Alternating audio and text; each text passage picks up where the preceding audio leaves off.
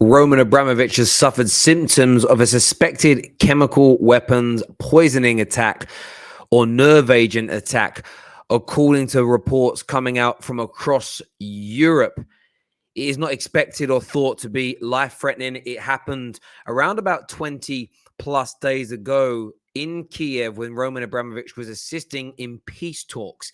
It is reported that a group of hardline Russians, who, although at this moment in time nobody has claimed full responsibility for it,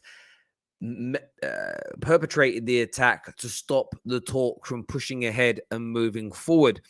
Now, of course, first and foremost, you wish Roman Abramovich, his family, anyone connected to him, all the very best, and hopefully he's returned to complete full health from now. There were also two Ukrainian peace negotiators there as well that have also suffered the same very symptoms, which included inflamed skin, irritated eyes, and severe headaches and pains behind the eyes as well. Just another reminder that, of course, the situation and scale of things between the Ukraine and Russia is very, very serious indeed. Roman has been at the forefront of the conversations here in the UK due to, of course, his connection and ownership of Chelsea Football Club. There's been a lot of frustration and anger towards him in terms of his involvement in this situation. But this story is, I think it's important to look at and important to focus on, because Roman has suffered a lot of criticism, as mentioned. He's been slagged off by a lot of people, attacked and slammed and pushed from pillar to post. But clearly, these reports have been verified by Simon Gardner, the senior BBC correspondent over there, and a number of outlets, very credible outlets across the UK and Europe have confirmed this information. And as we said, there's still no word from Russia and no proof as to who was behind it.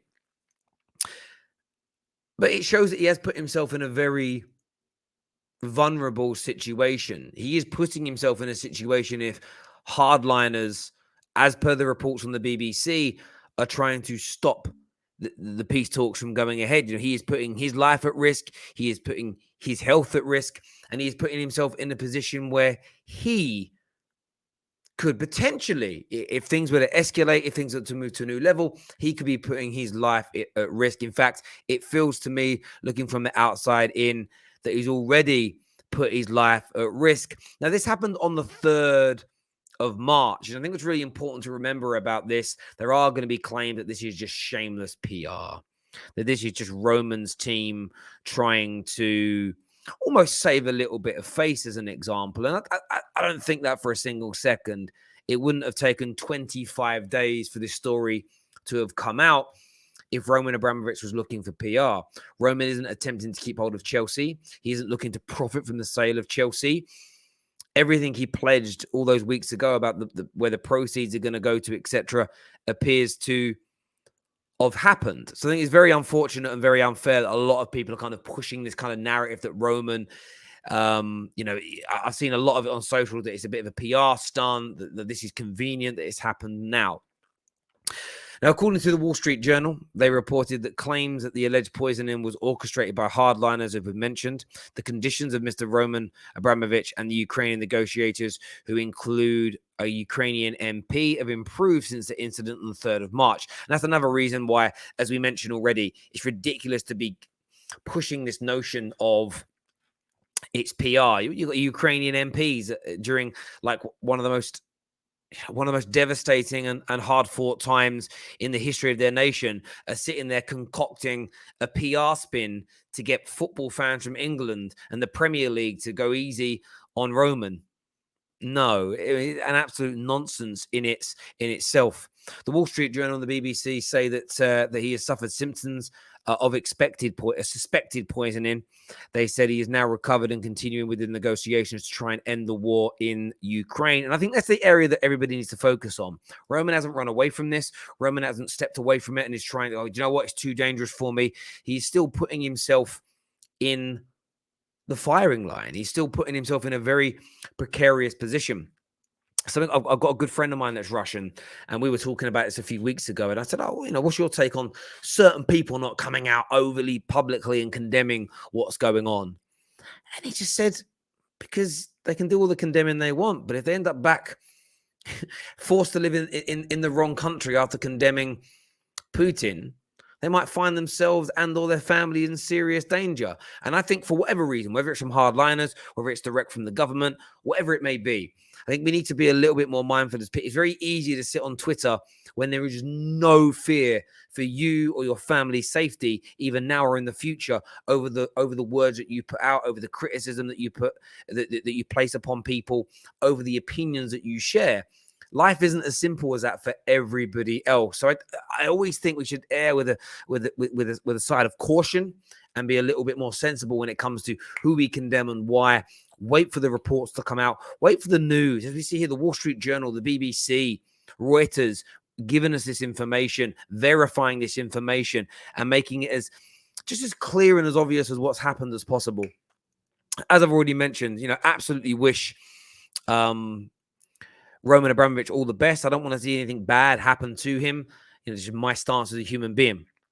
Another report I was reading here on the BBC's website says that chemical weapons specialists have examined this case and have concluded that they believe it was intentional. So there is no claim that this wouldn't have happened. I haven't read anything, though, yet, and maybe I've missed it in these reports, of exactly how the nerve agent was introduced. Now, generally, these things can be aerosol-based, smoke-generated, explosives, etc., foggers, things like this.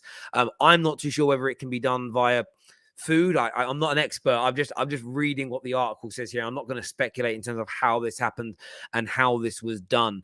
But as we say, lots of experts have examined this, have been called in, and they believe it was an intentional attack to try and stop these negotiations from moving forward. It says here, somebody, it seems, wanted to send a warning to those taking part in the peace talks, and this was not a lethal dose, but a warning. I think what's very key there, going back to the Roman situation, he has continued to hold these talks. He has continued these peace negotiations. They've been told it wasn't a lethal dose. There wasn't enough of the chemical to kill anybody, but it is a warning.